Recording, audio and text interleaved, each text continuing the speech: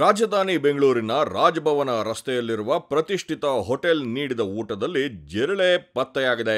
ತಮಗೆ ಸೇವಿಸಲು ನೀಡಿದ ಪದಾರ್ಥದಲ್ಲಿ ಇದನ್ನು ಕಂಡ ಕೂಡಲೇ ಕೆಂಡಾಮಂಡಲರಾದ ಗ್ರಾಹಕರು ವಿಧಾನಸೌಧ ಪೊಲೀಸ್ ಠಾಣೆಗೆ ದೂರು ನೀಡಿದ್ದಾರೆ. ಬೆಂಗಳೂರಿನ ವಕೀಲೆಯೊಬ್ಬರು ನಗರದ ರಾಜಭವನ ರಸ್ತೆಯಲ್ಲಿರುವ ಪ್ರತಿಷ್ಠಿತ ಹೋಟೆಲ್ಗೆ ಊಟಕ್ಕೆ ತೆರಳಿದ್ರು. ಅವರು ಅಲ್ಲಿ ರೋಟಿ ಹಾಗೂ ಪನ್ನೀರ್ ಗ್ರೇವಿ ಆರ್ಡರ್ ಮಾಡಿದ್ರು. ಹೋಟೆಲ್ ಸಿಬ್ಬಂದಿ ತಂದುಕೊಟ್ಟ ಊಟದಲ್ಲಿ ಒಂದೆರಡು ತುತ್ತು ತಿಂದು ಮತ್ತೆ ನೋಡಿದಾಗ ಪನ್ನೀರ್ ಗ್ರೇವಿಯಲ್ಲಿ ಸತ್ತ ಜಿರಳೆ ಪತ್ತೆಯಾಗಿದೆ.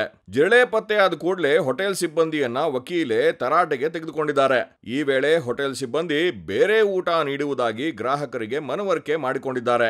ಆಗ ವಕೀಲರು ಅದಕ್ಕಿಂತ ಮೊದಲು ನಿಮ್ಮ ಅಡುಗೆ ಕೋಣೆ ನೋಡುವುದಾಗಿ ಹೇಳಿ ಒಳಗೆ ಹೋಗಿದ್ದಾರೆ.